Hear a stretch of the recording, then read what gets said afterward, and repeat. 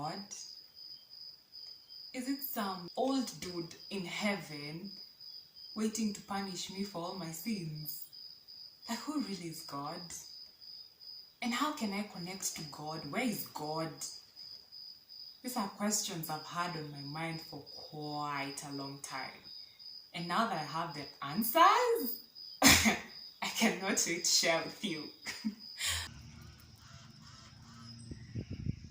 We are made to believe that God can only be found in church. And for that reason, a lot of us practice dogma, doctrines from religion. It's what Ian Lavanzant calls churchianity. You know, you go to church, you sing, you praise, you smile, you dance, you pray, you read the Bible, whatever. But when you come back home, you're not really living from who God is. You know these people? Bwana Yesu asifiwe, yeah. But the people around you, what are they going to say about you? Are you really a compassionate, loving, understanding, caring human being? Or do you blow up when people cut you off in traffic? Or when you differ with somebody else's opinion, you become aggressive? Churchianity, you know? People go to church, they practice dogma, but they don't have that spiritual component. God isn't what you do. God is how you live. I'll say that one more time. God is not what you do. God is how you live. We are souls inside a body.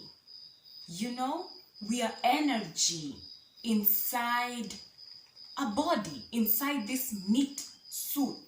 Even under a microscope, a scientist would look at you and say that you are an energy. What you really truly are is an energy field.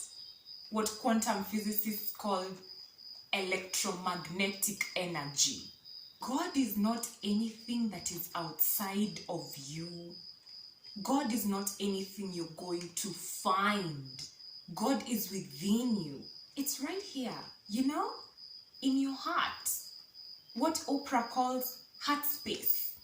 Michael Jackson sings about it and he says, "There's a place in your heart, and I know that it is love." Heart space, right here, within your chest. That's where God is. Your soul, the energy of your soul is right here. Right here. You don't need to go anywhere. Right within you. We are really programmed and conditioned to think that we are these bodies, we are these personalities, we are our jobs, we are our parents, we are our partners. But really, all of this fades away. We die. Like it all comes to an end. And all what is left is the energy of our souls. That pulsating aliveness within you. And if you can pause for a minute, you will feel it as long as you're alive. But we grow up thinking we are personalities, we are our thoughts, and therefore we get tangled up, you know, and we start feeling a lot of pain, victimization, and lust, and suffering, you know, and all these emotions are vibrating on a very, all these emotions are vibrating on a very low frequency. That's why we feel like crap all the time. But if we were to open up our eyes, our inner eyes, Christians sing, "Open the eyes of my heart, Lord, I want to see you." Not just these physical eyes, the eyes Jesus talked about. If we were to open those eyes, we would begin to feel compassion, love, appreciation, gratitude. And these emotions, even scientists will tell you, vibrate on a higher frequency. When you're feeling the emotions of pain, lust, victimization, and suffering, it's a horrible feeling. Just feels like, ugh. So it's a really like low vibration. And as you go higher up in vibration, you start to experience joy, bliss, gratitude. At the top right there is wholeness, oneness. That is God. Whatever words you used to call it, whether it's God, Jesus, Buddha, Allah, whatever it is, source, infinite intelligence, whatever nomenclature you use to describe God, doesn't matter. What matters is who God is, or what God is that energy, the highest frequency that gives life to everything that has ever been and that will ever be. It's energy, and it's the energy of wholeness. So whenever we connect to people that nourish us, maybe like friends, family that nourish us, not people who are disempowering you and toxic people. No, whenever we connect to people that bring us joy, then we experience this wholeness. Whenever we connect to prayer, we experience this wholeness. Whenever we connect to good music, we experience this wholeness. Whenever we give to the needy, we experience this wholeness. Why? Because we are connecting. So when we disconnect from ourselves, from our emotions, from the people around us that need help, then we disconnect from God. God is that goodness, that perfection that is within each and every one of us. As long as you can hear my voice, that which is interpreting what I'm saying, that's what we call consciousness. That is God. That's your soul. That's that aliveness beaming within you. God is right there within you, right here. The great scientist Einstein summed it up in his mathematical equation.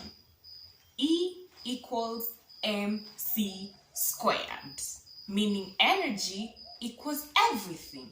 So basically, God is energy, and God is everything.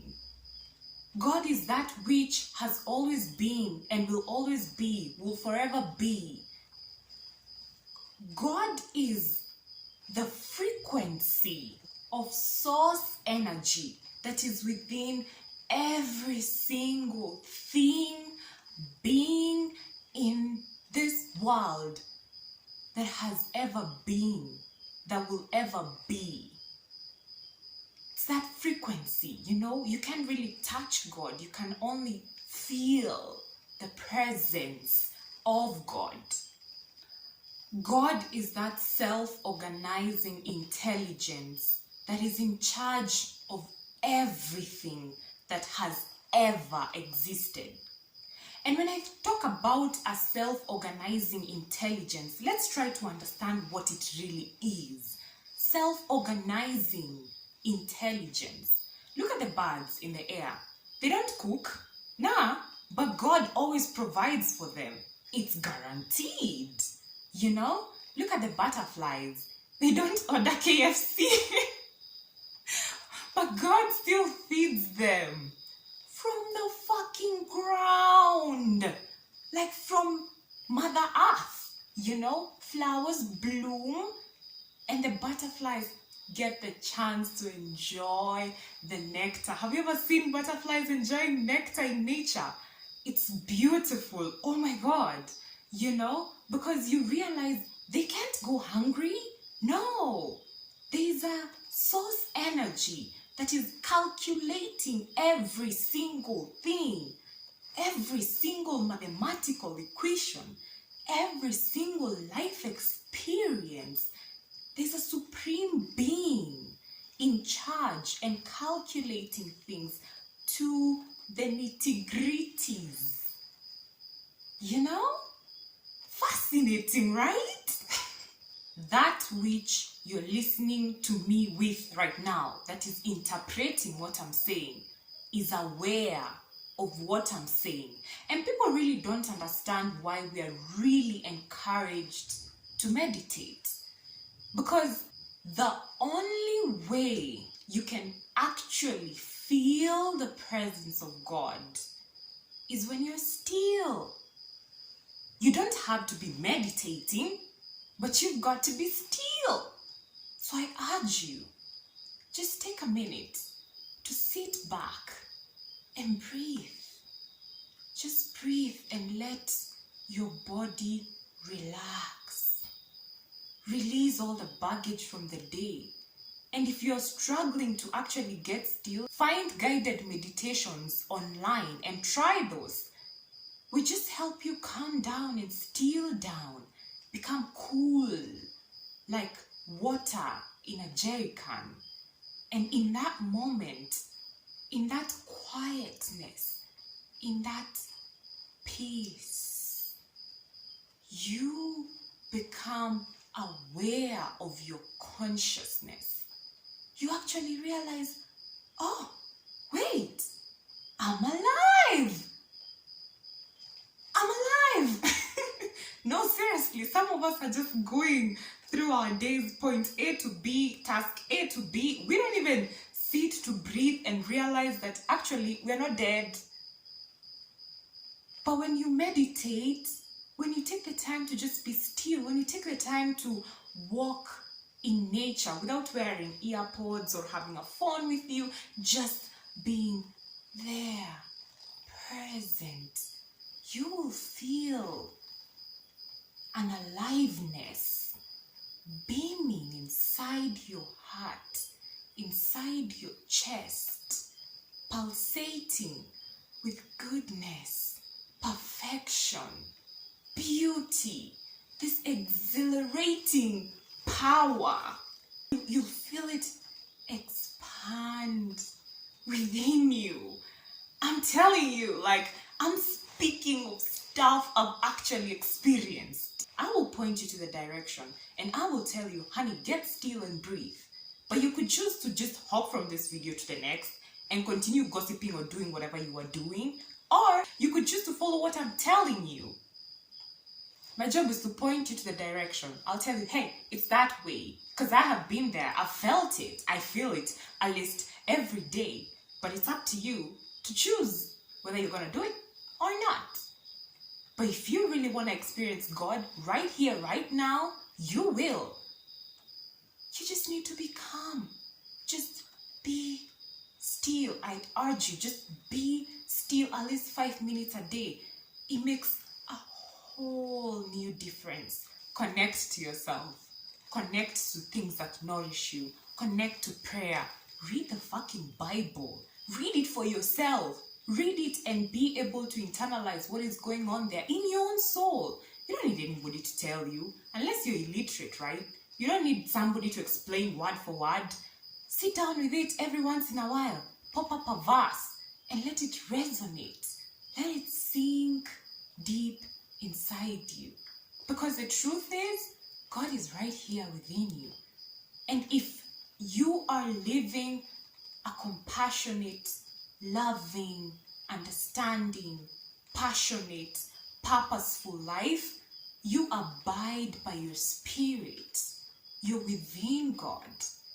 But if you're meaner than a wet cat, as Ian Lavanzant chose to put it, you're always rageful, fearful, angry, and just like, in your ego, you're invested in your opinions and you're just closed off to any other thing. Hey, listen, you better check yourself, because God is not outside of you. He didn't leave. Even when you're being meaner than a wet cat, he didn't leave.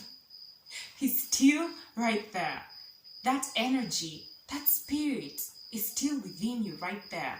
And you are one decision away from changing your life. Please be still Be still and know that He is God. I will be still, know you are God. I will be still and know you are God. I love you.